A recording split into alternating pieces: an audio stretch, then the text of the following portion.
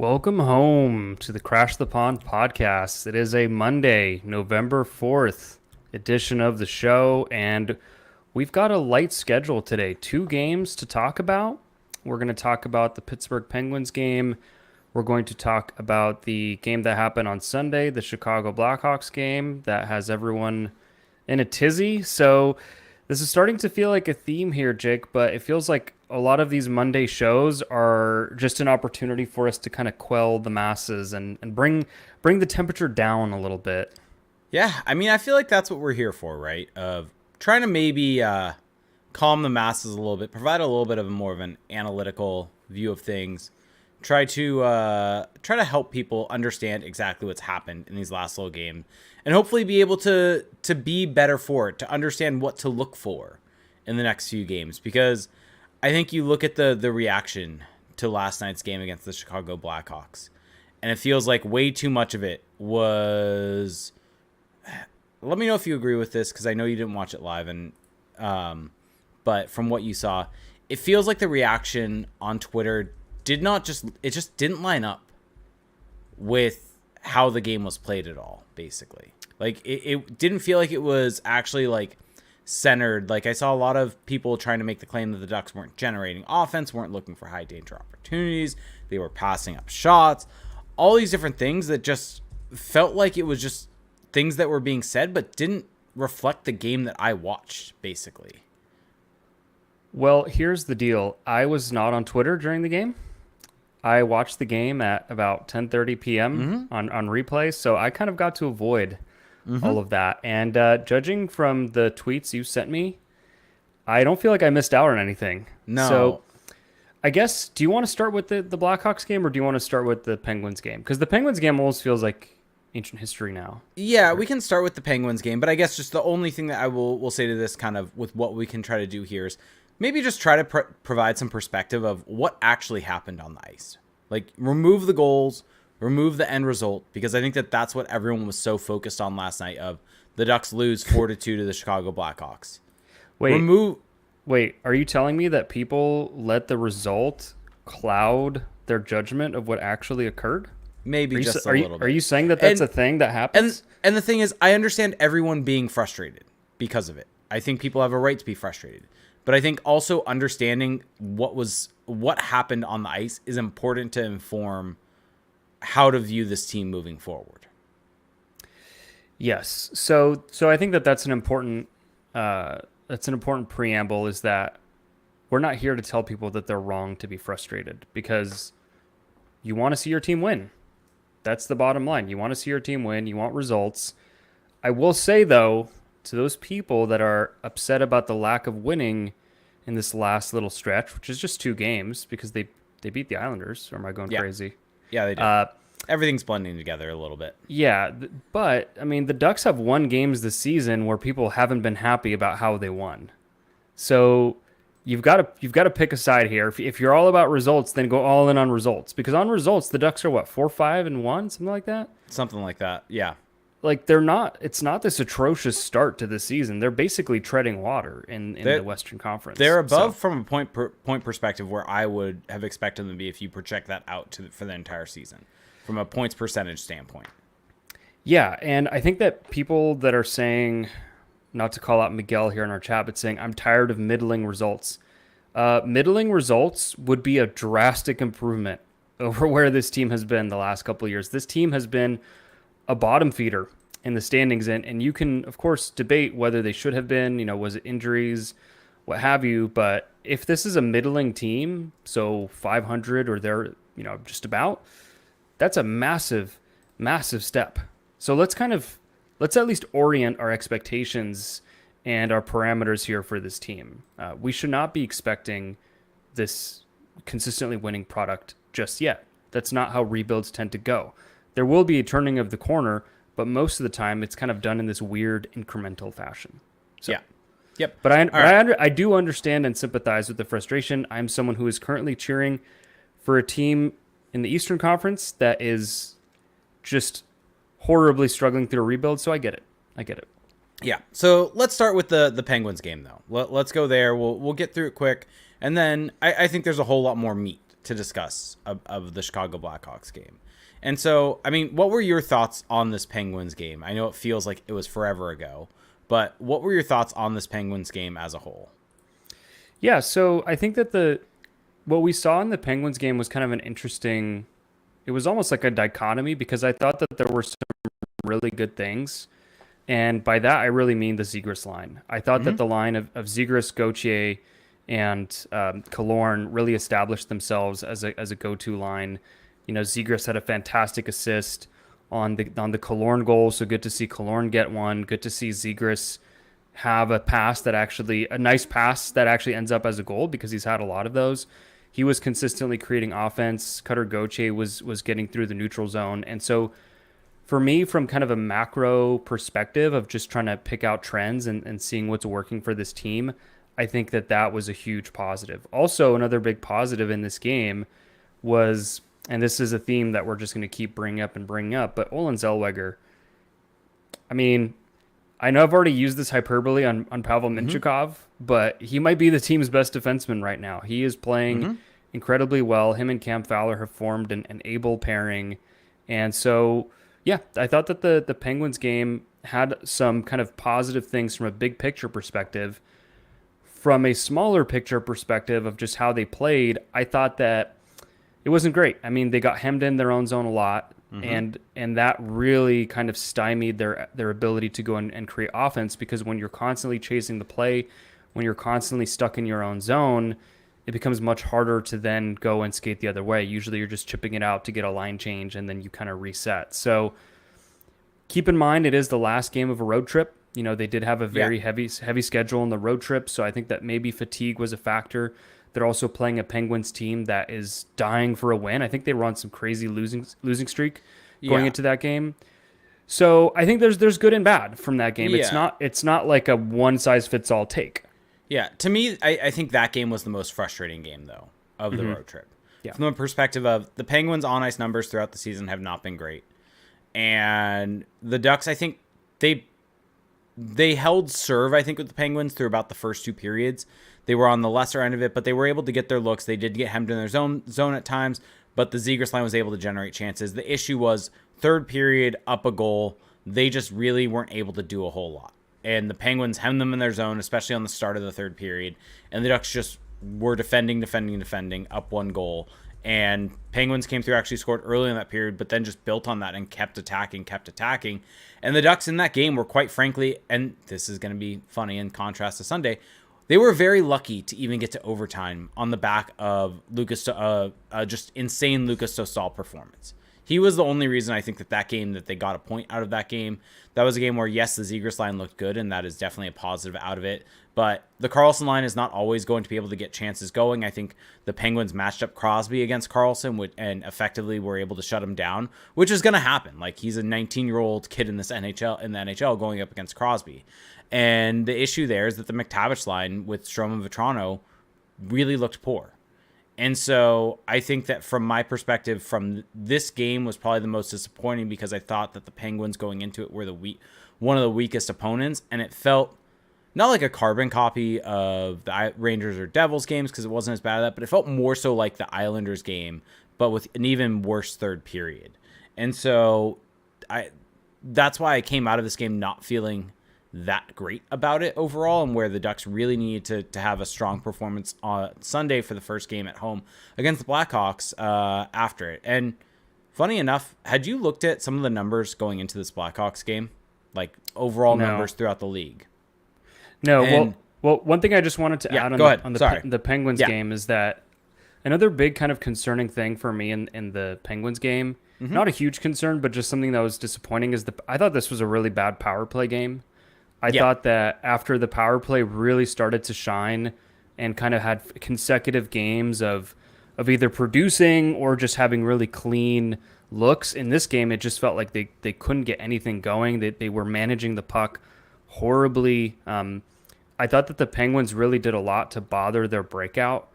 And it's interesting because I feel like teams are kind of understanding, okay, the Ducks have about 3 things that they're going to try on the breakout, and we're going to try something to disrupt that. And the Penguins sent a lot of pressure. They basically sent 2 guys to forecheck, which you don't always see on the on the penalty kill forecheck, and it really bothered the Ducks. I mean, I think, was it Lacombe or Zellweger? Someone had just a terrible turnover on the power play. So, yeah, special teams, 5-on-5. It was just not a great game for the Ducks. No, the Ducks were lucky to get a point in that game. And then what was it? Crosby ended up scoring the overtime winner. And Dostal was fantastic. We don't talk about him enough. Also, can we just question Isaac Lundestrom starting overtime? Yeah, that was weird. Because from one perspective, I get it. I get what the reasoning would be, which is, win the face-off, win possession, maybe he gets off. I mean, that would be the extent of it, but you have Trevor Zegras, who's having a great game at center. This feels like a perfect opportunity to kind of reward him for that. And I guess just starting overtime with Isaac Lundestrom feels like overthinking it. I mean, it's 3-on-3, it's high-risk hockey. Yes, there's some ability to mitigate that risk with possession, but just put your best players out there. Go try and score a goal. They're capable of winning a face-off and maintaining possession as well. I thought that was a bit of a overthinking it moment for Cronin. Yeah, I definitely think so too. I think maybe it's something where he's still building that trust in Zegras as a center, and it's been 3 games now total of him at center. But I agree that he should have him out there. It should not be that, but I'm just trying to give you maybe a reason for it. No, I just laid out a reason. I understand why they did it, yeah. But I think that for me, from a coaching standpoint, this would be a time where I would want to reward the player, show them some confidence. Hey, you're doing the things I'm asking you to do. Go score us a goal in overtime now. That's a part of the game, which maybe someone was talking about this. I saw someone talking about this today, but I feel like Cronin has yet to maybe master that element of the coaching game, which is, hey, you can be hard and punish, and you can do that. He's got that. But sometimes you got to throw your players a bone too. And I feel like he's still figuring that out. And that was a great missed opportunity by Cronin. Yep. All right. Want to move on to the real meat of this conversation, probably, and where a lot of people are probably going to disagree with what we say. Well, what's hilarious is that you have this very kind of dramatic view of this game because you got a lot of backlash on Twitter. I am also seeing our YouTube chat going right now, and I know everyone in there is probably not going to agree with what we're about to say. Well, I'll just come out and say it. I watched the game.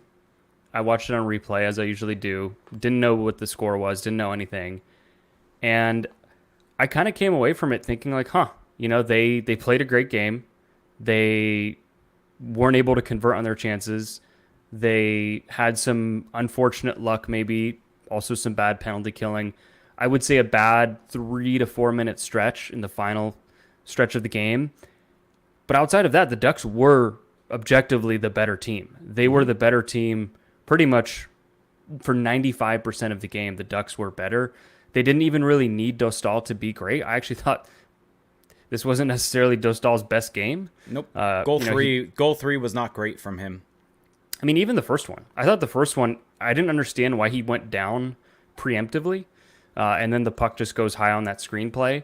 But the Ducks should have scored at least 3 goals in this game. There were so many chances, so many opportunities that they created, whether it was off of Zegras' stick, Gautier's stick, Zellweger's stick, Carlson's stick, Strom's stick, Terry. Everyone had chances in this game, and they just couldn't bury them. And I've got to tell people who are upset about that game, yes, you can be upset about the result, and I totally understand that. But if the Ducks keep playing the way that they were in that game over the next stretch, they're going to win more games than they're going to lose. And there's a lot of people that are trying to disqualify this game because Blackhawks on a back-to-back, bad team, that type of stuff. And that's where I was bringing up, looking up some of the numbers so far this season. The Blackhawks are actually at 49% expected goal share. They're not actually playing that bad. They're not playing that bad, actually. And this Ducks team took it to them. And so I'm seeing a lot of people in our YouTube chat saying the bar's low, all this stuff. And no, I would very much highly recommend anyone out there right now listening to this in our YouTube chat, listening to this after the fact, that just disagree with everything that we're saying, go back and rewatch that game. Because, I'm not even going to pull up the numbers, but we'll get there with the numbers from this game. But I sat down when I got home after I was at the game last night, and I was sitting there watching and being like, they are playing a fantastic game. The first period, they got so many chances. Look at the final minute of the first period when Cutter Gauthier and Zegras had the 2-on-1. Gauthier takes the shot, which was probably the right play. He's trying to get off the schneid. And then Zellweger makes the insane pass to find Zegras, and Zegras has a really good shot and just isn't able to finish. There's the play in the very beginning of the game where Jackson Lacombe breaks in, finds McTavish front net, and McTavish just can't find the puck and bury it. Troy Terry this is all in the first period, also, mind you. Troy Terry has a turnover, gets the puck on a stick, gets to the slot, the high danger area, an extremely, extremely dangerous area, and just misses high. And then continually after that, in the second period, there was a chance with Leo Carlsson and the puck's in the front of the net, and he's just not able to lift it high enough to get over the pad, and it's a chance in the front of the net. There's, in the third period, Alex Kaloran breaks in and goes forehand backhand, is just not able to find it. There's numerous other chances, and the fact that I'm able to just off the top of my head list every single one of these chances, and that was maybe 6 or 7 right there, just goes to show, I think, how many there are. And so I know you and I don't always look at natural stat trick, because I think that you and I like some of the different numbers that are out there. But I think looking at scoring chances from this game is just fascinating a bit to look at from the perspective of the Ducks had 39 scoring chances. Interesting. They had 39 scoring chances for and only allowed 14 against. They had 19 high danger Corsi for, high danger shots, and only 8 against. Mm-hmm. This was one of the highest games, or this is the highest game the Ducks have played. The Ducks have not broken 30 scoring chances this entire season in a game at 5-on-5. And yet in this game, they had 39 of them. You look at expected goals share in this game. The Ducks had over 3, I think, expected goals in this game, something along those lines at 5-on-5. Did you talk about shot attempts already? No, I haven't, but that's the number that pops off the page. Let me just reel this off. 3.39 expected goals at 5-on-5, score and venue adjusted. They have not had a total that high offensively since 2022. Yeah, well, I agree with that's an impressive stat, but I think the most digestible stat is the fact that they, in 48 minutes at 5-on-5, they had 71 shot attempts to Chicago's 36. So they almost doubled Chicago's shot attempts. So, yes, they didn't get the result. They lost to the Blackhawks. So, sure, from a narrative perspective, it sucks. But I agree with what you initially said, and I think that should be a golden rule, is that, and I'll put this challenge out for everyone listening who is totally disagreeing right now. If you think that was a really bad loss from the Ducks, you have to do this. You have to go back and rewatch each period, take some notes about each period, send your notes to us after the game, and let me know if you still think that it was this terrible loss, because I promise you're probably going to change your mind. And it's 82 games, folks. There's going to be games like this. There's also going to be games on the flip side, which the Ducks have had numerous of, where you are the Blackhawks and you get the win, where you didn't deserve the win. And even to that point, there are so many people, and rightfully so, that are saying the only reason that the Ducks have as many points as they do is because of Lucas Dostal. And that's not wrong. And that is 100% correct.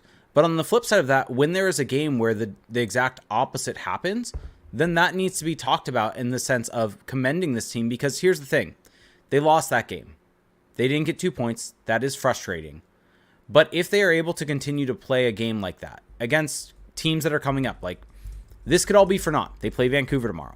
They play a game that is not like this Blackhawks game at all. They get run over. Then it's an outlier. It's a one-off. It is what it is. It was against the Blackhawks in a back-to-back. Everything that was being said is correct. But on the flip side of that, this could also be something that's built upon, because there were a lot of really positive things with generating chances. They were really going on the cycle. I think Patrick from the Hockey News brought that up, that this was kind of the ideal game from Greg Cronin with how the team was able to generate dangerous looks from the offensive zone, from being able to cycle the play. It wasn't all, or really that many, from rush chances. It was a lot of just offensive zone time, controlling the puck and getting the puck into really dangerous locations to be able to get shots off. And that's not something that the Ducks have done a lot this season. And so as a coaching staff and as a fan base, you can look at that and say, okay, there's the recipe for success for this team. That is how you are going to be able to generate looks for this team moving forward. And if they are able to play like that, they're going to win more games than they lost or than they lose. Yeah, so I feel like now that I'm seeing our chat, I kind of understand what you were talking about yesterday of people losing their minds. But I just encourage everyone. I think it's a great exercise to go back and rewatch, kind of watch it with a bit of a more sober mindset. You know, the emotion has passed, and now you can, you can assess it more objectively. And I think you'll come away pleased with how this team played. I mean, the comment of ideal Cronin hockey really sticks out to me because, yeah, the forecheck was going. They were creating turnovers. They were getting out in the rush. They were really getting opportunities in every phase of the game. I mean, maybe the one legitimate gripe is this may not have been the best power play game again, but even on the power play, there were a couple of opportunities. I mean, there's the one that the cross ice pass that Trevor Zegras had to Cutter Gauthier. Cutter Gauthier just can't connect on it. Cutter Gauthier also had a one-timer look, which he just healed. It feels like that's been happening to him every game where he gets this clean one-timer look and he just shanks it.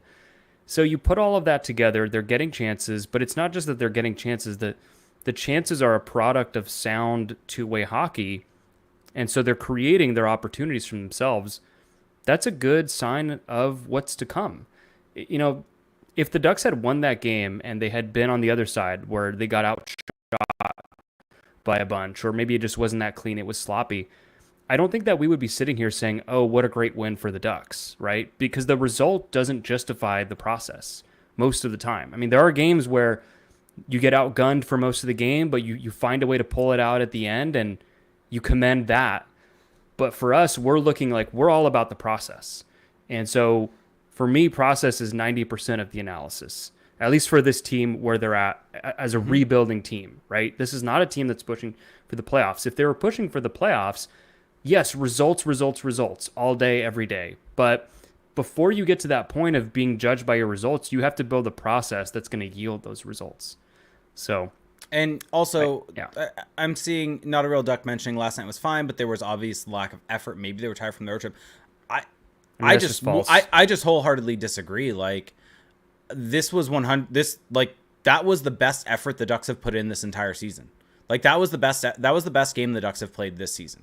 And the only reason why this is being considered or being the comments are coming is because the puck didn't go in the net. And the thing is, there are just times where that's not going to happen. Like, you can't rely, and this is maybe just a good talking point in general, of you can't judge an entire game based upon, I mean, most of the time, 5 goals happen in a game off 5 plays? There's so much more that happens in a game than those 5 singular plays. Yes, from an impact perspective, those are the 5 impactful plays. So if you want to say impactfully the Ducks didn't have the impact they should have had, sure, because the puck didn't go in the net. But if you're able if you're able to eliminate the goals and just purely look at on ice play and how that ends up, let's say we put this, the sustainability of success and having the process right to be able to have sustainable success. That is what you want with how they played last night. The effort was there. The offense was there. Everything like that. And Rooch, yes, we are 100% talking about one game.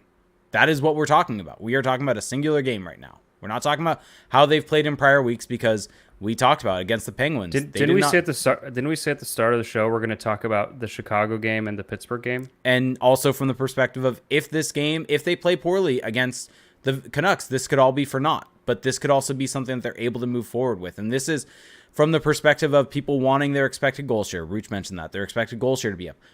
These are the games that you have to get that. Like, you need to be playing games like this to see improvement. Their expected goal share was 62% in this game. So, number go up in this game. Yeah. Yeah, I mean, again, I don't like fighting back against narratives too much because usually it's just really loud, angry, sad voices that make it seem like that's what the majority of people think. And I want to say to the people in YouTube chat, we appreciate everyone here. This is not we understand the frustration. I just think that there's the reason why we do this show is to have a little bit of analysis. I just put some people in timeout, so we don't have to deal with them anymore. Okay. Yeah, Jake's getting a little distracted. Jake's getting a little heated, so I'm going to do you a favor. Let's move on. Let's move on though to but no, let's discuss the game a little bit more in depth though, because I think there's a whole lot to be talked about. Yeah. I mean, that's the thing. Like, we can talk about results like that. That's why, like, when I texted you after the game, I was like, oh, that's kind of an unremarkable game to me. They played better, should have won, and that's about it, right? But because people freaking out and being really loud voices, it just, you get this kind of overcorrection from our end, and Yep. Yeah. That's why we just mute people in the chat. So So you did a full breakdown. Yes. You did a full breakdown of Mason McTavish, and I think that there's a whole lot of positives. We've talked about a lot of things that went well in this game.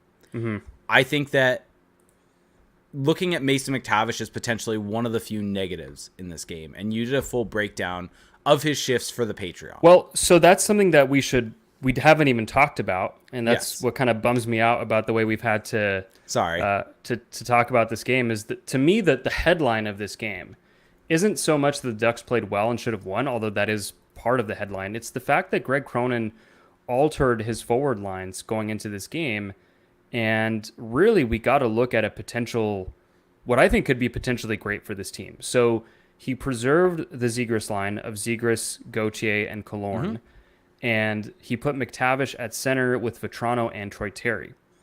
And that is not a combination that we've really seen, at least in extended periods. And then he has Carlson with Strome and Fabry. So yes, you're taking Terry, I think, away from Carlson, but you're giving McTavish an opportunity to play with a puck-dominant guy like Troy Terry, someone who can get him the puck, someone who can put him in good opportunities to score.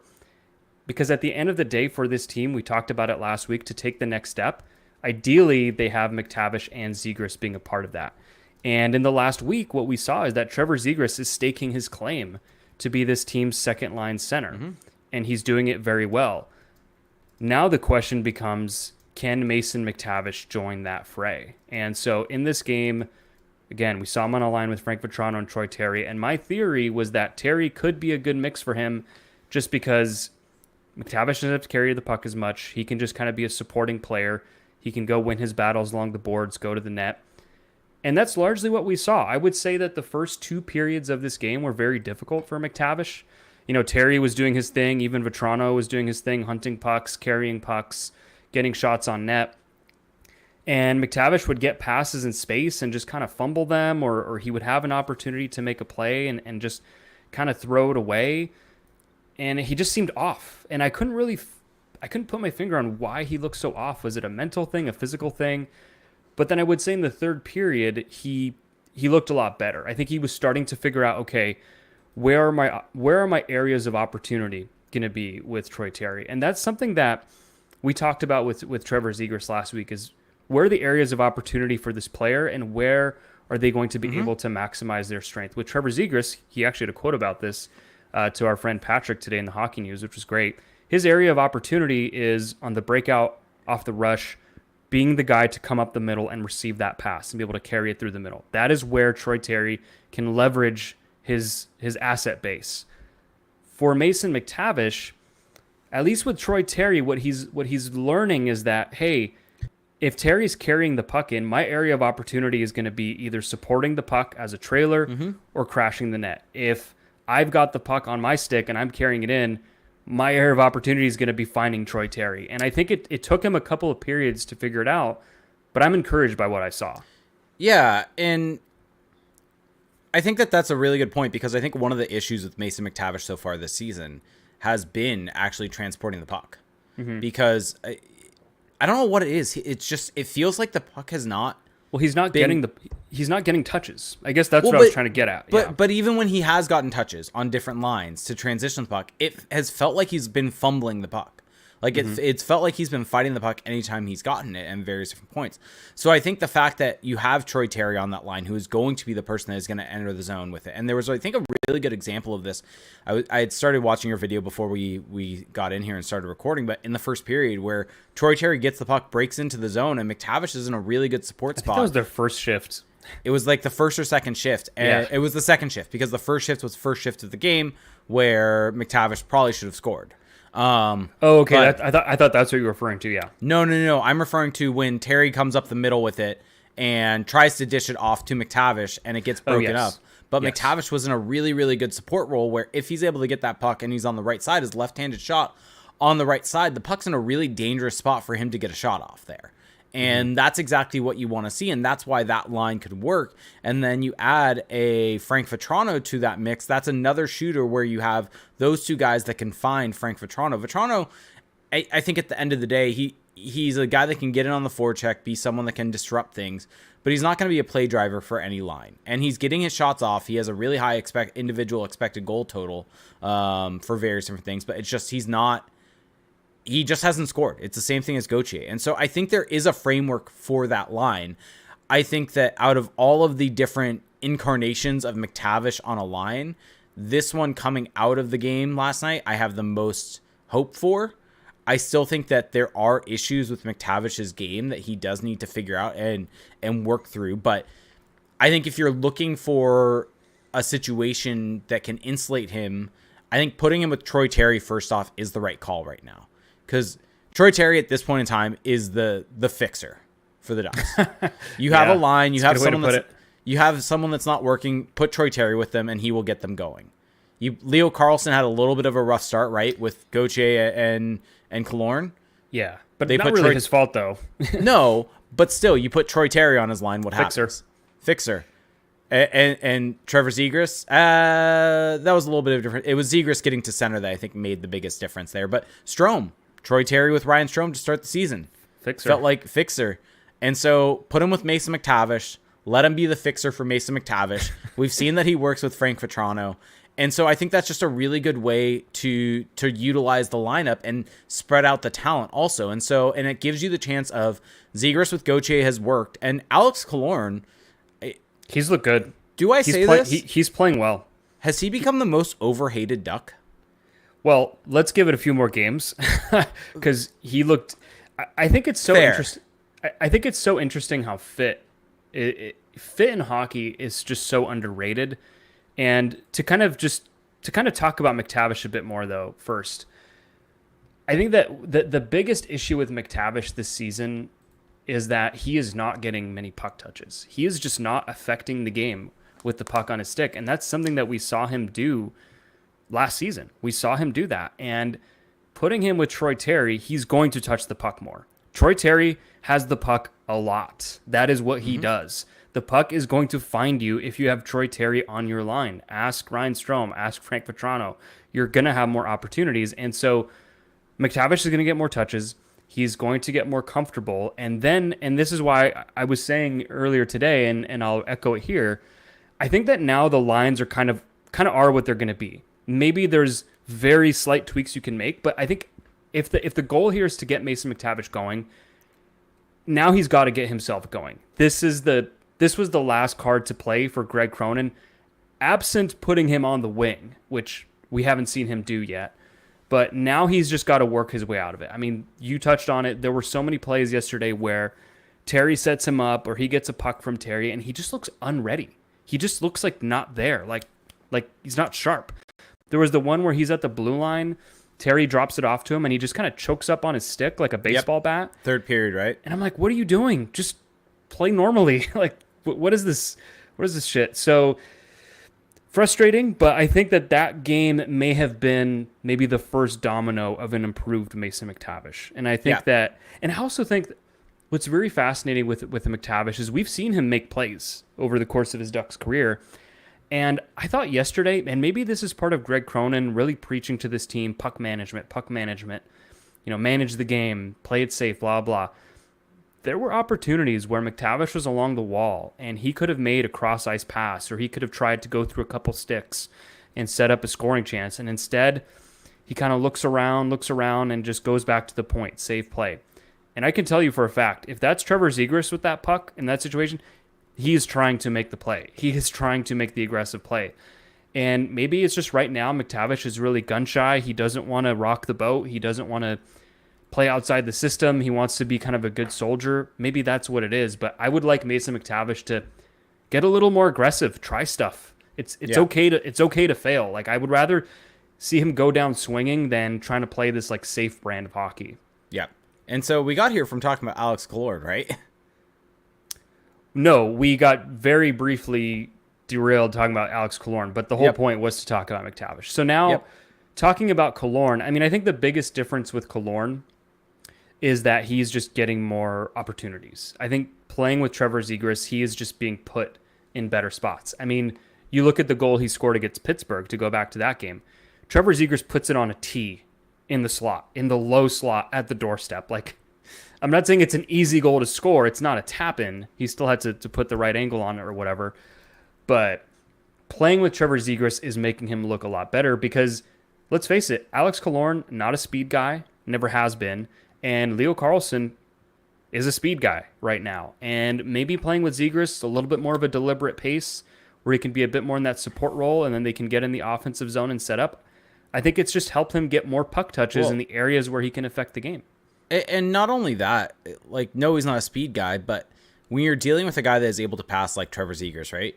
He's able to spring you for opportunities where you don't have to be the fastest person to be able to get a genuine look at the front of net. And I look at the partial break that he had at the end of in the third period yesterday. Yep. The little Zegras saucer. The little Zegras saucer where Yep. it's because the defender kind of gets caught trying to push up Zegras, and he's kind of caught flat-footed where Alex Killorn, even with his lack of foot speed, is able to get around him and get to that puck, and he comes in and makes a really, really nice play and is just not able to finish it. And so that's where having an elite level passer is able to do that. And so I think Killorn needs to start scoring, but this is the best I think Alex He Killorn did score.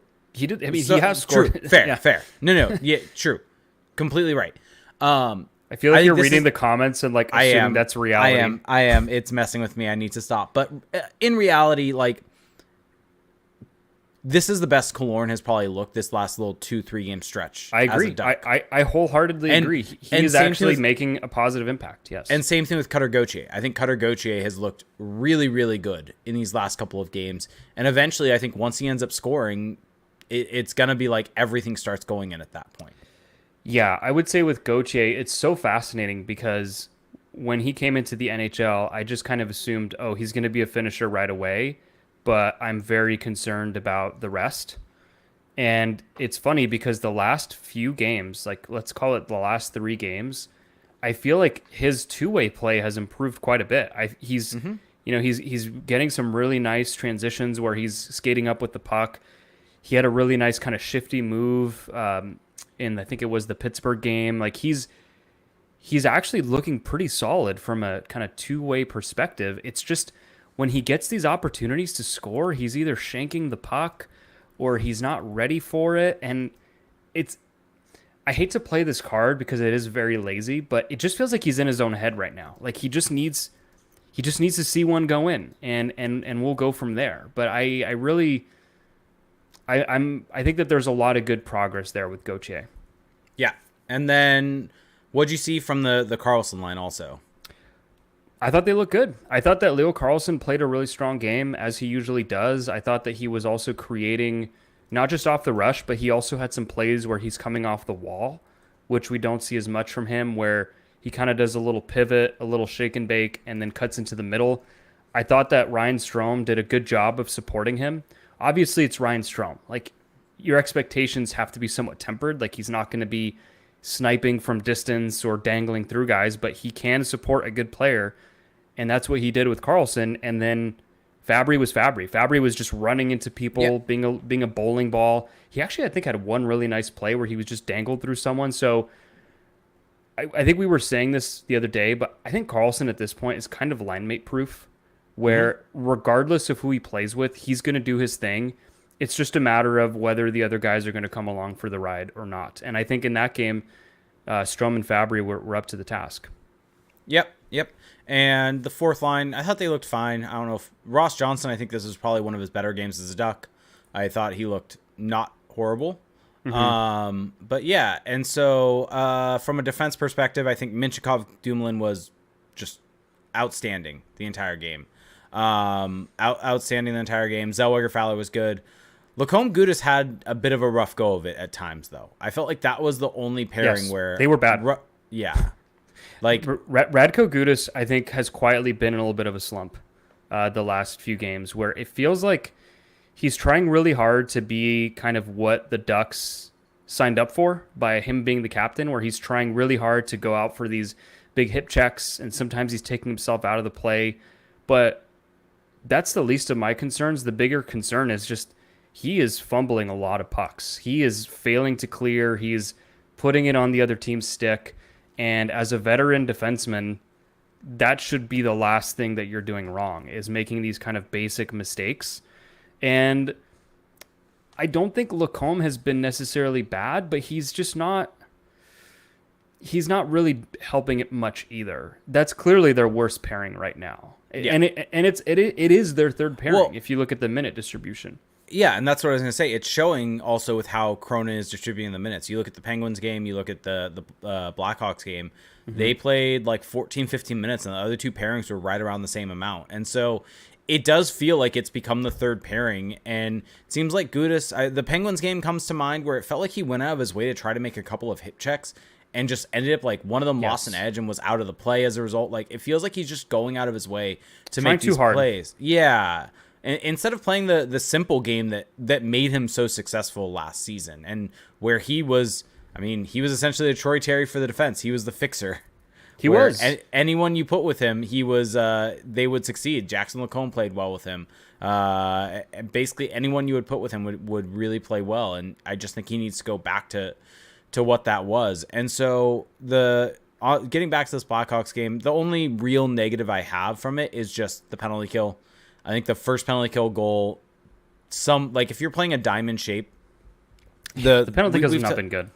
Like we've talked about it, the diamond shape is specifically there to break up cross ice passes, right?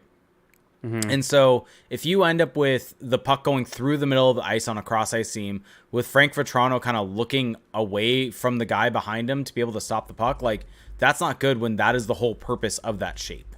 And so to me, that goal is the one that's inexcusable. I have zero issues with Dostal in that goal because that is the purpose of that penalty killing shape, and the puck just went through it way too easily. And so the penalty kill was not good in that game. That first penalty kill let in so many chances. Lundestrom needs to clear the puck. There's a whole lot there. And so I think that if you want to have and be in a negative feel for this game, that's where the attention should be directed. Is the penalty kill does need to get better. The power play looks good for 2 of the 4 power plays. They had a couple rough ones, but the penalty kill needs to improve. They've fixed the power play issue, in my opinion. I feel like the power play looks good every game. Maybe not every single power play is going to look amazing, but you're not going to have an amazing power play for every single one. And so that at least one of the power plays, they're going to get dangerous looks. I thought the Zegras unit was actually pretty dangerous yesterday. Yeah, I thought both units had their really dangerous chances. I think that the Carlson unit also looked good. You're also just not going to score and look great every single game, and I think that they've earned a little bit of the benefit of the doubt here. Yeah, and so I think that we focus so much on the power play because of the inability to score in the early parts of the season. I think Rich Clune has done a good job of reworking that unit. He's done a fantastic job. Like we talked about it a bunch. Like what is Rich Clune doing? He's done a bunch for that unit and has really worked with them. And the power play, if you were to watch the first couple of games of the season to now, you would not recognize the two units as being the same. And so massive kudos to him. Now I think the focus goes to Brent Thompson and what's going on with the penalty kill and how does this get changed? Because the diamond being passive is fine, but you cannot allow those cross ice seams and you cannot allow the quality of chances that they're allowing. It's funny because I'm going to have a confession here. I've been so focused on the power play, and especially because I watch a lot of these games late at night, I just skip through when they're on the penalty kill. It's I'll let Jake handle this one. You're the penalty kill.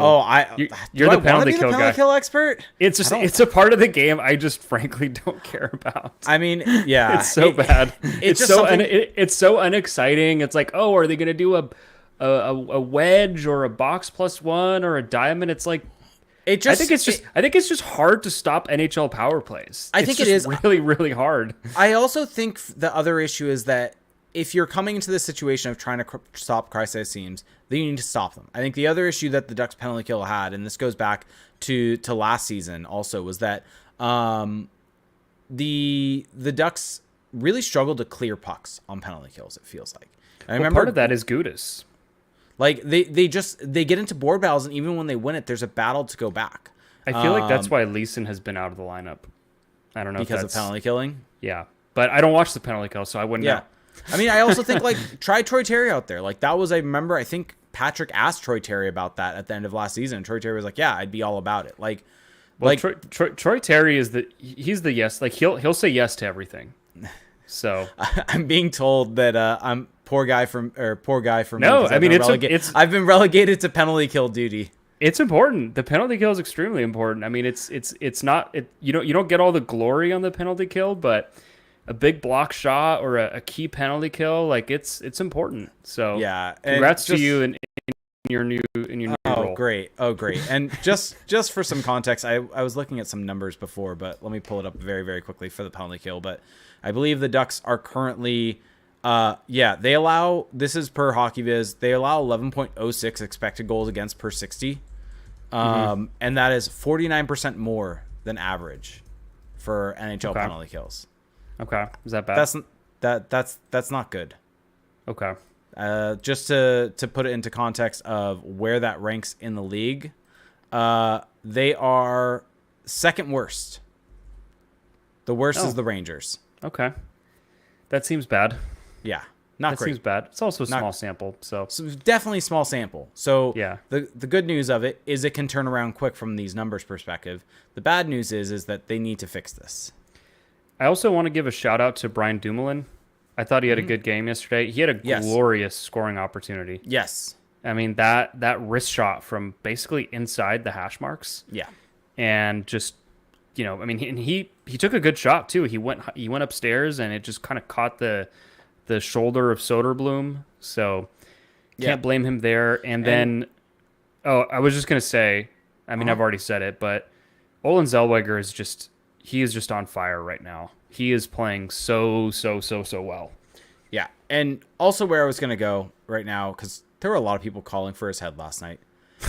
I think Greg Cronin deserves some flowers because while, yes, the road trip was not great and they need to get better, and last night was good, but I think that he has been pulling the right strings and trying to find ways to fix this. He's not sitting there and allowing this to happen and not searching for results. Like he is going out there and he is attempting to try to make this team better. He is making changes, and every time these changes happen, right?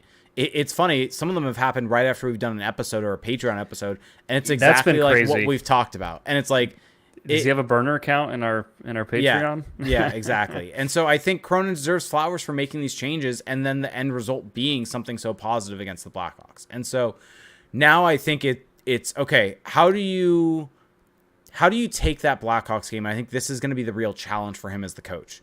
But I think that how do you take that game against the Blackhawks and how do you use that as motivation and use that as the script for this team to have a similar performance against the Canucks? And how do you build that belief in them that is how you have success? And I think that is going to be the real challenge for him now.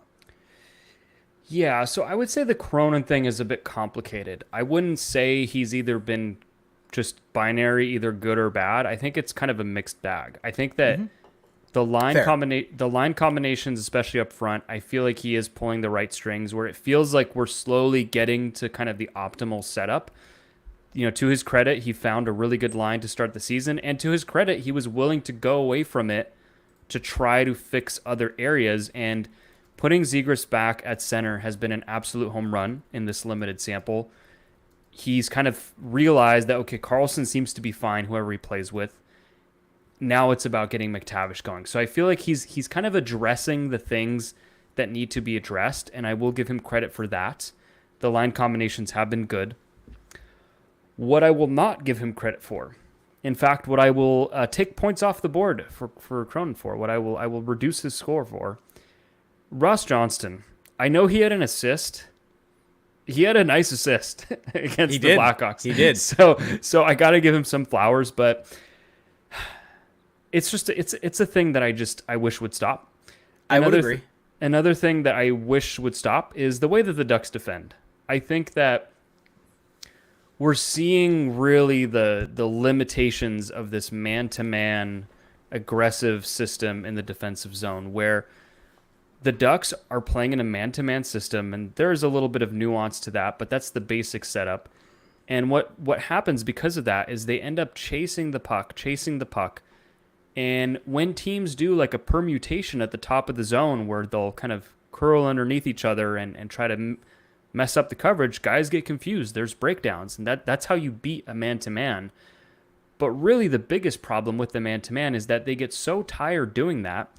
They're all over the ice. They're chasing the puck that it makes it really hard to break it out and go get rush chances. It makes it really hard to create a turnover and go get a rush. That's supposed to be what happens on a man-to-man, is you can create turnovers. But then after that, the problem is once you create it, it's really hard to then recover and go skate down the ice. And if you look at the Ducks lines, rush threats everywhere. Leo Carlson, huge rush threat. Troy Terry, I mean, the rush is his bread and butter. Trevor Zegras, same thing. Cutter Gauthier, same thing. Go down the list. You want to get these guys out in transition. You want to get these guys getting, to use a basketball analogy, easy buckets.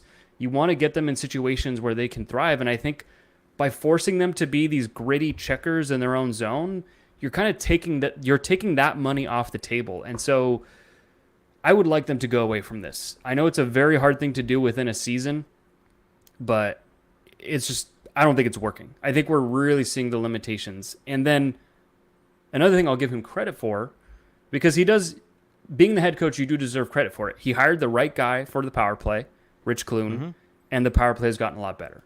So that's why I say it's hard for me to give Cronin kind of a neat score, because I think there's aspects of the game that are good and aspects of the game that are bad. Yeah, and I would agree. And my flowers were primarily about pulling the strings with the lineup, I guess would be the more so what I was getting and at. That's good. And and honestly, like if you look at, and that's the thing, is not all these things have the same weight. So finding the right line combinations, that has huge weight, because I mean that's kind of like, that's where games are won and lost, is having the right guys with the right guys. So yeah, he does get a lot of credit for that. Yeah, and by the way, I heard this, I don't recall it off the top of my head, but some people in chat bring this up. But Cronin did mention after the game, like he was glowing about Ross Johnston, calling him a leader, calling him a guy that really helps implement what he wants to happen and everything like that. And so my view of that is that's great that he does that. He should be the healthy scratch then. If they find value in that, of being someone in the locker room, he can be the 13th forward then. Like that is like, he just doesn't provide enough of an impact typically in a game where there's just so much. There are other guys that can provide you that a much better impact throughout the game. Well, what I thought was interesting is how Zegras was talking about how Killorn is kind of that for their line, where he's really vocal about calling things out, things that aren't going well for their line. And I think that's like, as much as we can, kind of crap on Killorn, I do think that has value. But Killorn is also at least bringing something right now offensively. Like Johnston, yes, he had an assist, but he had his best game probably as a Duck against the Blackhawks. But I'm also not willing to fully go crazy on the Johnston thing, just because at the end of the day, it's like a fourth liner who's not playing a ton. So it's just there's not a whole lot of weight that has on the outcome. Let me ask you this: you bringing up Killorn I was thinking about this earlier and forgot to bring it up. Do you think there's something with Cutter Gauthier, because you mentioned about his game and having a bit more maturity in his game than you fully expected? How much of that do you think is playing with Trevor Zegras, not from the perspective of being on the ice with him, but from the perspective of Zegras has kind of gone through this? And so maybe it's like what we've heard, right? You go back to last season, right? When Zegras came back after being out, and Ryan Strome said he doesn't realize how much of a leader he is on this team. And so that's interesting. You play with Trevor Zegras, and he's been through those situations. He's had to figure out how to defend and do all these things, and he's playing some of the best defensive game, or having the best defensive work rate that he's probably had in his entire NHL career. And I'm wondering, this is purely anecdotal, and there's no real numbers or any basis behind this, but I do wonder how much of an impact that has playing with a Cutter Gauthier, who's kind of in that same mold and can really help. Zegras and Gauthier. Gauthier playing with Zegras, Yeah. Well, and I also think it has a good effect on Zegras too, because it gives Zegras a feeling of ownership, a feeling of, hey, I have an impact on this team. It's not just about me anymore. It's about helping these guys along. And Zegras has been through it. It's very well documented that Zegras has been through some ups and downs with the Ducks. But I also think Gauthier's been given a little bit of tough love. I mean, he's been benched multiple times now. And he's responded in kind, and we'll see.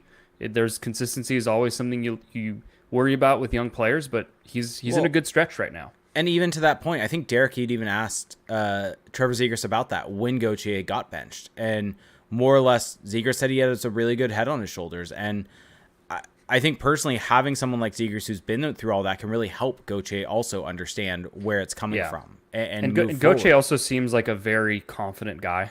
Yeah. So I feel like it probably takes a lot to rattle his cage and by the way, get him off his game. I don't remember if it was the first or third period, but there was one defensive zone situation where the puck got rimmed around, and Gauthier is on, if you're like still looking out on the left side, and he just like goes with a little backhand flick to the middle of the ice and hits Zegras right in stride to break out. It was like the perfect breakout situation that you want there, of getting the puck to Zegras in the middle of the ice to be able to transport the puck out of the zone. And it was just a perfect little high skilled play off the boards by Gauthier. Yeah, the details in his game I think have looked a lot better the last few games. Yeah, and so that's good. And that's why. Oh, go ahead. All I was gonna say is that type of play. Typically, I think what we would have seen from Gauthier earlier on is just hammer it up the boards, and that becomes a turnover. Yeah. Well, that's why like it's hard for me to get up in arms to bring it back to the beginning of up in arms about a single game, a single loss, because I'm seeing good things and good trends emerge. And so, yes, a bad outcome in one game is bad, sure, but also if you look at some of these things we're talking about, like there's plenty to be intrigued and excited about with this team. I will say, I feel like the Ducks have the most, and people might laugh at me for saying this because they're not winning games or whatever and they've been bad, but they have the most negative coverage of any team, where it's like every time you read about the Ducks in The Athletic, or it's always some like very catastrophic, everything is bad, everyone needs to be traded. Zegras is like, on pace for 20 points. Zegras needs to be traded. McTavish is like all, and it's like, do you guys watch the games? Because I'm starting to think that you do not. And that's why when I see people get very, very upset, I'm like, okay, fair point. But do yourself a favor as a fan, as someone who wants to enjoy this team, and go watch the freaking games again. Watch them again. And you will feel better. Trust me. Trust me on that. Yep. Yep. All right. So we're going to get to some questions here. So we're going to start with your Discord. We're going to blitz through it. We only have one question in Discord, actually. But if you want to get your questions asked on the show first, go to patreon.com/crashthepond, where you can get access to our $2 tier to our Discord. It's a really fun time. Oh, go ahead. One thing we should mention, Tristan Luneau sent down. Yes. To the AHL. Yes. Which is fascinating. Yeah. I mean, because the Ducks didn't bring up anyone else. Yeah. I mean, I think likely with the homestand that's going on, I think Gibson will probably get activated, and they're probably going to keep 3 goalies for that time period. That's what it appears to be. Yeah. Dalton Key said, point prediction for the remaining 5 games of this home stretch. So, to give you the teams that they are playing, they are going to be playing Vancouver, Minnesota, Columbus, Vegas, and then Detroit. Your thoughts? I'm going to say the Ducks go 3-1-1. Can you name the teams again? Vancouver, Minnesota, Columbus, Vegas, Detroit. Okay, I think they can beat Detroit and Columbus. Columbus, yes. And I think they maybe steal one of the other 3. I don't even know if steal. I think they can just beat those teams that play well against. Well, I mean, steal as in like get a win that people don't expect. Fair, yeah. And then maybe a couple losses, yeah. 3-2. I did 3-1-1. Okay, I gave them an overtime loss. I'll go 3-2. I mean, 3-1-1 puts this homestand at 3-2-1. Like, I think there's a chance they could go 4-1. Yeah, there's a chance. I think that would be a very. I wouldn't very go nice that far. homestand. I wouldn't go that far. I think realistically, like 2-2-1 is probably the most likely, but we'll see. Yeah, I'd agree. All right, so that's it for our YouTube Discord. So now I'm gonna go to Twitter. So we got this question from Luis Alberto Johansson saying, my question for tonight's podcast is, do you guys think the Ducks should trade Gibson for Frederik Andersen if the opportunity came up? I think the Ducks should have kept Freddie over Gibson. And do you think Verbeek would have if he was GM back then? No clue about that. Probably not on Gibson for Anderson. I mean, Anderson has less term on his deal. If you're doing that deal, it's just because of the contracts. It's not because of Anderson. You're like Dostal's the goalie for this team moving forward, and now you're just trying to find the backup, basically. Yeah. If you're moving Gibson. Yeah. All right, and then we got this question from Troy's Harry's Confidence saying, should the fact that this game against the Blackhawks was one of the Ducks' best games in the last few years actually be concerning, considering the team still has a lack of finishing talent? Like, if we look at this game against a bad team and it's the best we've seen in years and chances were just not finished, should we be concerned about where goals will come from? No, because it's just one game. It's just a single game. Yeah. If you generate that many expected goals, I would say if there's a concern, the concern would be why haven't they had more games closer to this over the last however many years? That would be the concern. Yes. The bigger concern is the lack of chances, not the lack of finishing in other games. Yes. And but I don't think, are the Ducks really lacking in, I mean, they have guys who can finish. Yeah. I mean, hell, Vetrano scored 30 plus goals last season. Yeah. Terry scored 30. Yeah. Terry has scored 30 plus goals. I mean, Zegras has scored in the 20s before. Multiple times. I think he has 2 20-plus goal seasons. That's crazy. I actually didn't know that. Yeah. I knew he had 60-plus points, but I didn't know it was 20-plus goals. I think he had 24 goals in his second season. That's crazy. Let me double-check that. But, yeah, he... Like, Trevor Mason Zegras deserves McTavish... more respect. He had 23 goals in twice. Oh, my gosh. Yeah, he had 23 goals as a 20-year-old and 23 goals as a 21-year-old. Yeah, he just doesn't get enough respect. No, I'm just gonna flat say it. He is the most underrated player in the entire NHL. I was watching the Hawks broadcast, and Darren Pang kept making these little remarks about Zegras, like, oh, like that wasn't a mature play or whatever. And I was just like, get off his case. No one is under the level of scrutiny that Trevor Zegras is for some reason. Yeah. All right. And then we have in our Discord, actually, BPH said, other than Mason McTavish, who's the biggest letdown this season so far? Well, if you had asked me that 2 or 3 games ago, I'd have said Alex Killorn. I think that my opinion may have shifted towards Radko Gudas, if I'm just going with recency bias. I would say him or Jackson Lacombe. Yeah, that pairing has just not been great. Yep. But outside of that, I mean... Yeah, no, I think that those... I'll go with Gudas just because my expectations for him are higher. Yeah. All right, now we're going to get to Twitch and YouTube. So find us at twitch.tv/crashspawn, where you can subscribe to our channel, follow us there.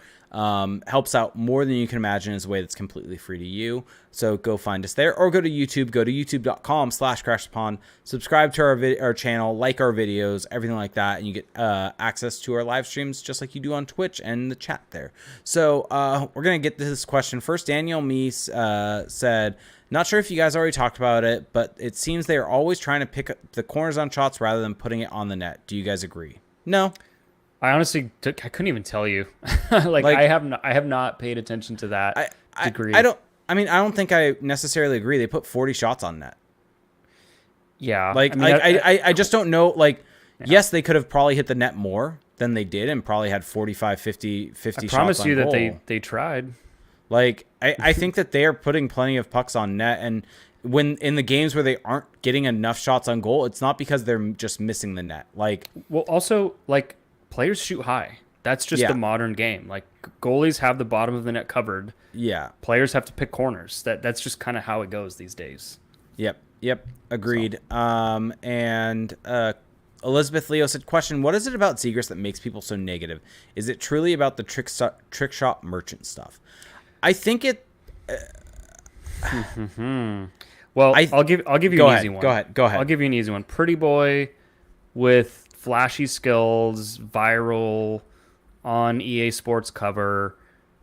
We just live in an age where people's instinct is, oh, that guy's overrated. Like, that is literally Gen Z's first instinct about everything. Is like, overrated. And I think last season, like, gave fuel to the fire. The fact that people can look at the production from last season. He's also been on a losing team. He's been, mired in a bad situation, and yes, he has had his ups and downs, but I also just think that once a narrative starts, It's very hard to shake it. But I'm just not convinced that people are actually watching Trevor Zegras enough to have informed opinions. It's really just a matter of there was this narrative, the narrative stuck around, it grew, and here we are. But the more shit I read about Trevor Zegras in The Athletic, it just gets more and more wrong progressively. It's like they just don't even watch him play. So that's why I just kind of don't care about it, because it's like, it's just wrong. So it is what it is. Let's just celebrate the player for what he is. Yep. He's playing some of his best hockey of his career right now. Also, I'm getting crap for saying pretty boy is the first thing I mean, pretty boy is like one word. I'm not saying he's a pretty boy. I'm saying pretty boy. Like that's the thing, right? The flashy look, the hair, everything. You think mullets are pretty? Well, I mean, what's worse, me saying pretty boy or Greg Cronin saying, what did he say? He's attractive? So Greg Cronin and I, once again, in lockstep nothing wrong with complimenting another man's looks. Is he the Heartbreak Kid? Is he the new Heartbreak Kid? Is he going to come down Honda Center just like Shawn Michaels did through the rafters? Like he did I forget which WrestleMania it was, for the Iron Man match against Bret Hart. You lost me. There you go. You lost me. So we got this question from, let's see. Elizabeth Leo said, question, why are people so harsh on Lacombe? What should he do better? Fans on Reddit complain about him all the time. Wait, fans on Reddit are complaining? About Jackson Lacombe, yes. I don't believe that. I've never associated Reddit with complaining. I'm having a hard time with that one. I'm letting you answer this though. To be honest, I haven't really watched him super closely. Maybe this will be a good idea for another video, but I just feel like he's made a lot of glaring mistakes, and that's what sticks in people's mind. I don't know if like shift to shift he's been that bad, but he has made glaring errors, and that has been problematic. Yeah, I think the first game, his first game in, I think he played a really solid game, but had those glaring errors, which I think led people to really be negative towards him. It creates an impression. Yeah, correct. I think that he actually played really well when he first got back in the lineup, but I think for whatever reason, and like you, I haven't dove too much into it where I can really say what it is, but the Lacombe-Gudas pairing just has become the third pair. Like it's had its fine enough games, but there hasn't been anything great over the top. And here's the thing, like Jackson Lacombe, I think the other part of this is it kind of works well with our conversation right now that we just had about Zegras. I think part of it is expectations. I think some people maybe had these expectations after last season, maybe going to this year, that Jackson Lacombe was going to be this bona fide top four defenseman. And I think more realistically, he is probably just going to become a bottom pairing defenseman. And that's not a bad thing from a second round pick. Like you're getting an NHLer out of that. And so I think maybe the expectations around Jackson Lacombe just need to shift a little bit. Mm-hmm. Yeah. And so maybe also from our side of it, when we're talking about most disappointing. Well, he's also just had a weird start to the season. Like, let's just give him some time to right the ship. So, yeah. All right. My prescription. Rooch asked us, the Ducks have a plethora of puck-moving defensemen on the roster at this point. Minchikov, Zellweger, Lacombe, and Fowler. Why is this team still having trouble transitioning the play? I'm not sure if they really are, because... So let me put it a different way. I don't think that they're having trouble breaking the puck out. I think that they're having trouble getting to the point of breaking the puck out, which is what I was talking about, the D zone, where they're having to chip it out. They're having to just get rid of it because they're tired. They're just not getting very many breakout opportunities. I think that that's probably the bigger issue, because when the breakout is setting up, it looks fine. It works. It's just a matter of getting to that point more consistently. It's a puck recovery situation, not a breakout situation. Exactly. Perfect. Yep. That's what I'm here for. Elizabeth Leo said, yes, the power play has improved in some ways, but it kind of sucks to not even see Minchikov play on it the last few games. Okay. Can I jump in? Yes. What do you want? A good power play or a good power play plus well all the accoutrements of a good power play? Like, you gotta pick a side. But she is correct. I am going to give Elizabeth Leo her flowers, because Pavel Minchikov is on back. He has replaced Jackson Lacombe. So Elizabeth deserves her flowers here. No, she's right. She's right about this. It's just and my frustration wasn't directed directly at her. It was just more like because I've been so immersed in this power play thing, and I get backlash from people when I say it looked good, and they're like, oh well, XYZ isn't on the power play or whatever. I'm like, they're playing well. What do you? I don't get it. What do you want? So that's more where my frustration comes from. But I think that what happened with the defenseman situation is that Lacombe had just played his way out of that spot. I mean, he did not look good as a power play guy the last couple games. And I think Minchikov should add a better dimension. It's so weird. I'm honestly not sure about Minchikov on the power play. Maybe it's just because I haven't seen him in a while, but I feel like he doesn't have that shooting element that Zellweger does, but he's still probably an upgrade over Lacombe. So I'll be fascinated to see how it plays out. Daniel Me said, what would you guys do about Gudas and his poor play? Do we change the defensive pairings or anything? I think you just... Strip him of the captaincy. Strip wow. down. No. I don't really think... Stripping. No judgment. Wow. We're over the hour mark, and no, I mean, like, if you get stripped of the captaincy, I'm not going to judge you. That's what I mean. But no, I don't think you change up the pairings. I think that Dumoulin Minchikov is working. Fowler Zellweger is working. I think you just kind of do what Cronin has done, which is just play them less. Like, I think realistically, that's all you can do, really, is play them like a third pair. If that's your third pairing over time, that should actually be a pretty solid third pairing. Yeah. So, and then Kevin Dillenbeck said, do you all have a problem with Cronin always saying, I don't know in his post-game interviews? And this is in regards to, I think he was asked about like the lack of goal scoring and how they can write that and things like that. And he just kind of said, I don't know. I don't know how to do it. Like, so Marty St. Louis has done this quite a bit as well. And I think I would actually rather a coach just say they don't know, because I think it takes more confidence to acknowledge what you don't know than to just make up a reason or to dive into the cliche well. So especially right after a game. Yeah, you haven't, there's a lot of emotion. It's raw. You have your view, but you haven't rewatched the game. You haven't dove into it with your assistant coaches. So I'm fine with that. I respect that more than making something up. Now maybe you can be concerned that, does that mean he doesn't know what's going on during the game? But no, I think it's fine. I have no issues with that. Yep. And then let's get two more questions, then we'll get on out of here. Elizabeth Leo said, question, is Caulfield on the same level as Zegras, or has he surpassed him? If you'd asked me that before Zegras went back to center, I would have said definitively Caulfield has passed Zegras. I mean, Caulfield, does he lead the league in goals right now? I don't know. He has 10 goals this season. He has 10 goals in 12 games and 1 assist, which is hilarious. But I think that they're on a very similar track, where I think Caulfield this season has taken a lot of steps in the details of his game, and now he's getting the production. I think Zegras is now on a similar track, thanks to being back at center, where the details have improved. Now let's see if the production follows. So I think that they're very close. They're about equal in my head. Yeah. And then Matty Gibbons said, question, when we eventually put Reimer on waivers, who would you call up? I'm thinking, how about... For me, it's Colangelo. No Jansen Harkins? No, I would call up Colangelo. I think Colangelo, if you're not going to play Leafs and you're playing a Ross Johnston, I think you call up Colangelo and give Colangelo some games on that fourth line. What about Ryan Carpenter? Okay.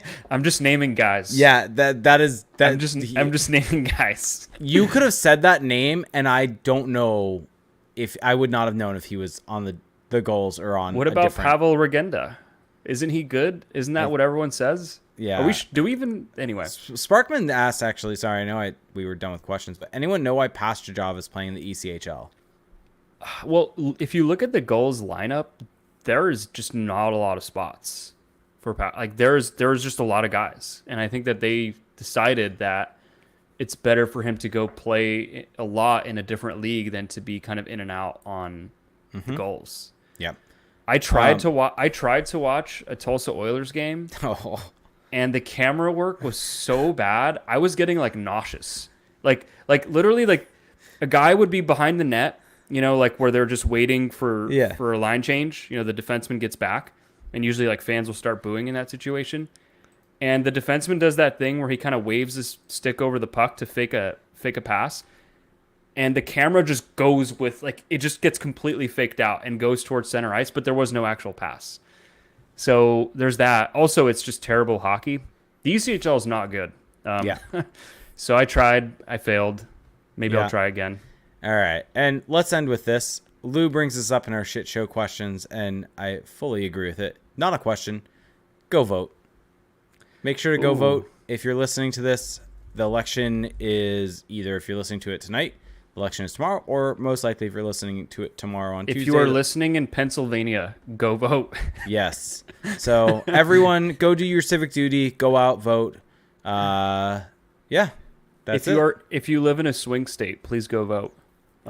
Everyone go vote. If you don't live in a swing state, I don't care as much. Let's see.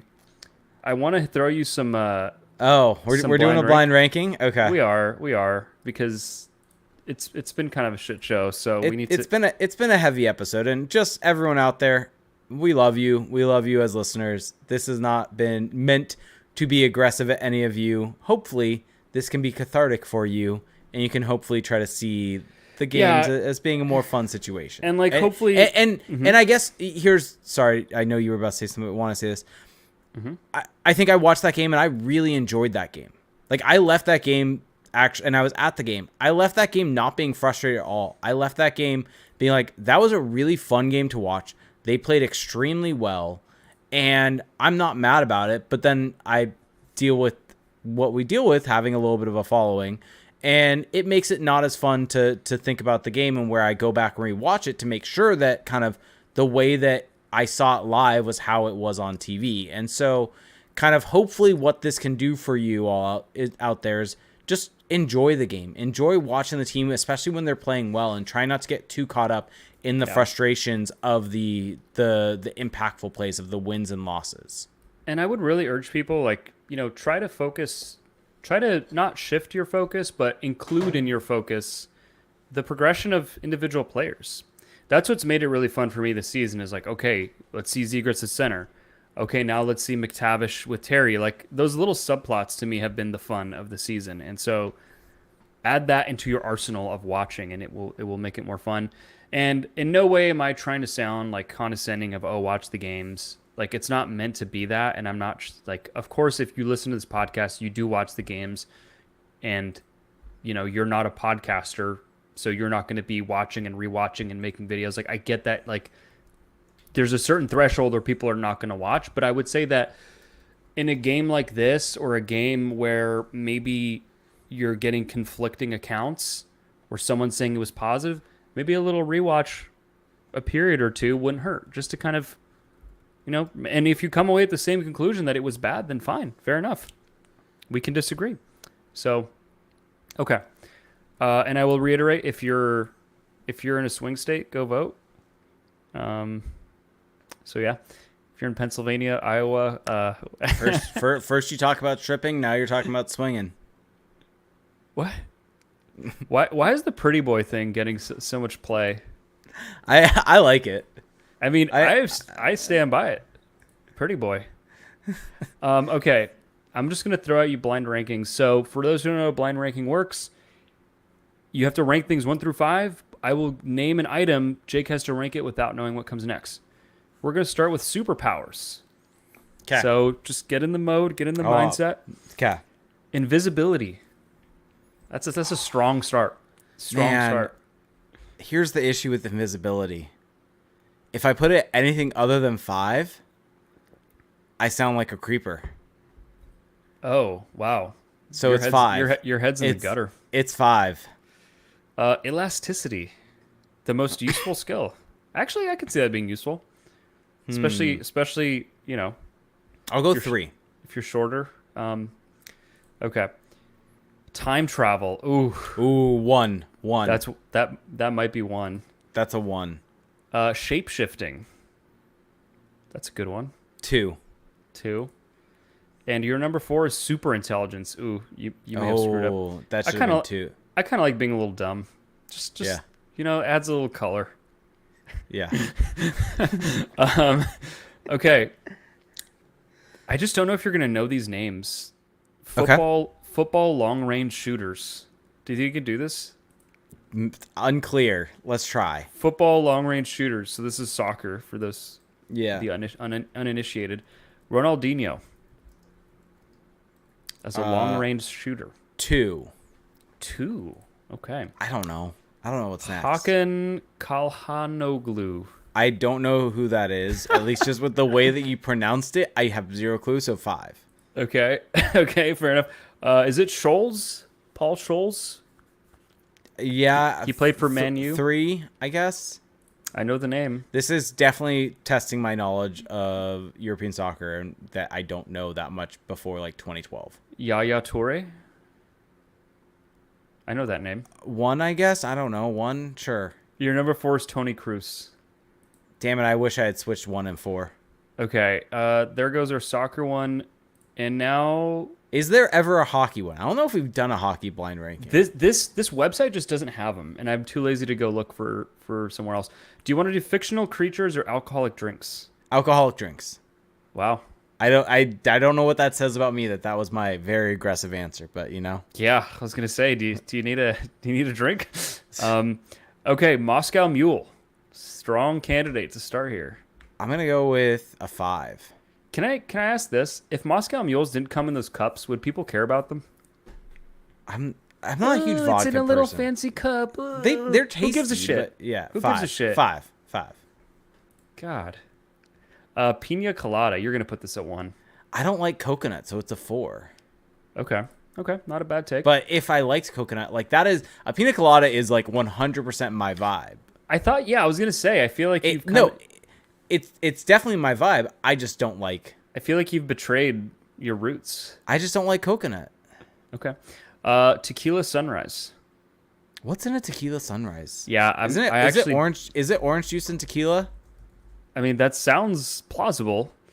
The Tequila Sunrise is a cocktail made of tequila, orange juice, and grenadine syrup. So yeah, practically. I've never had it, so I'll go 3. That doesn't sound that good. Orange juice with tequila?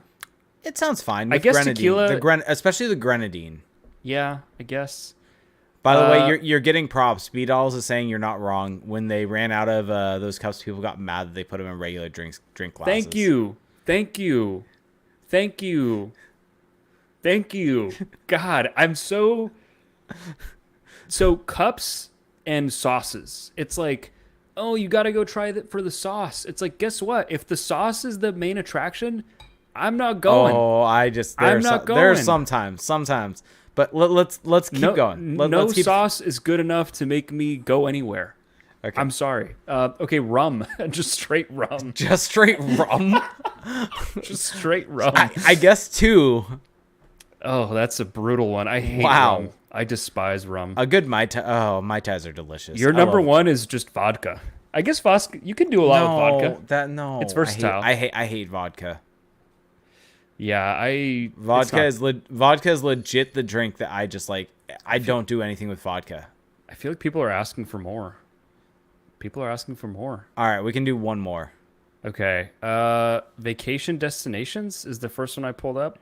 Okay. Does that sound I feel palatable? like we've done that before. We have. We could just do alcoholic drinks again.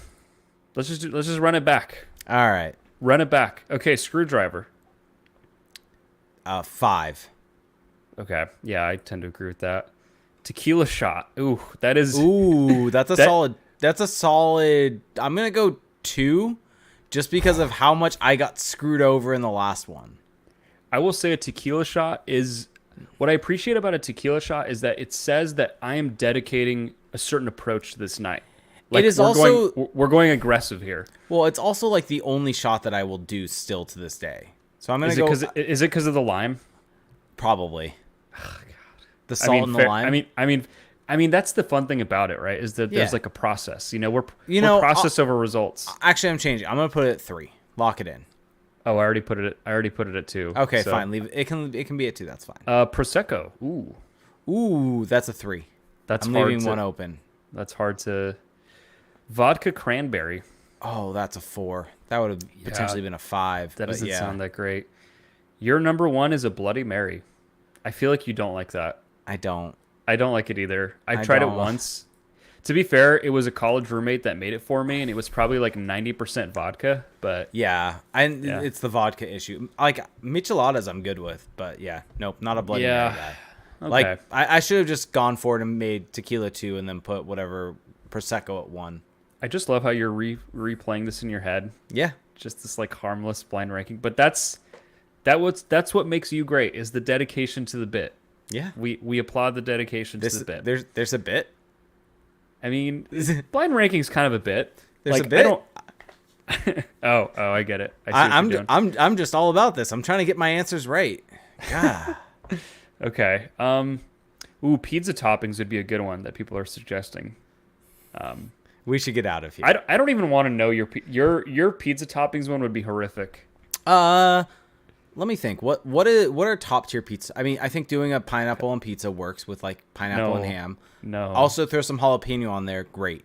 Also doing a pizza with ricotta on it, ricotta and basil. Yes. Ooh, Wow. very good. Wow. What a huge W for you. That is a great. That's your best. That's the best take you've had today. And that's not to put down your other takes, but just saying. Wow. I'm losing my mind. All right, let's get out of here. I am just dying. Okay. Well, thank you for listening, everyone. If you made it this far, we appreciate you. We adore you. We cherish you. We worship you. All of those things. If you want to help support the podcast, there's a few really easy ways to do that. The number one way is to go check out our Patreon, patreon.com/crashthepond. It's a great place to get even more Ducks content. For $2 a month, you get access to our Ducks Discord, our patrons-only Discord. That's where you can interact with us. You can ask us questions. You can chat with us. Different topics. There's a channel for football. There's a channel for baseball. Like, there's everything in there. But really, it's all about the Ducks in there. So go check that out. You can up that pledge to $7.50 a month. So in addition to the Discord, you get 2 bonus podcasts a month. You also get bonus videos. So after games, you'll get a breakdown video, whether it's lines or the power play or just whatever stood out from that game. That's at patreon.com/crashthepond. You can also leave us a rating and a review on Apple Podcasts. Leave us feedback on Spotify. Subscribe to the YouTube channel.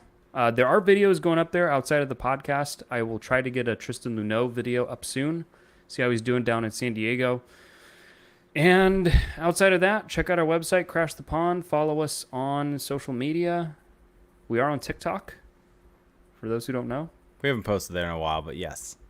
We are nominally on TikTok. Unclear if we're actually doing anything with it.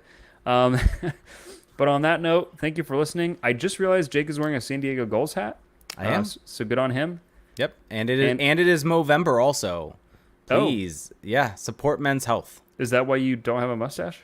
There is a mustache. I mean, it's growing. This is 1 week in. We are 4 days into November.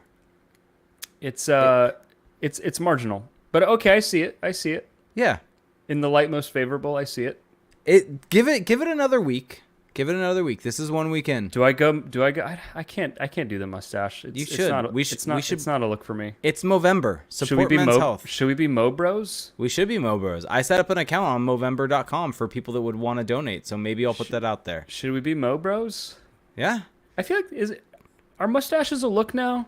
They are. I feel like I see more 20s guys walking around with mustaches these days. Doesn't Mason Tavish has a mustache? Yeah. More contrast. Maybe, let me see if I turn off my light, if that helps. Maybe it's a look.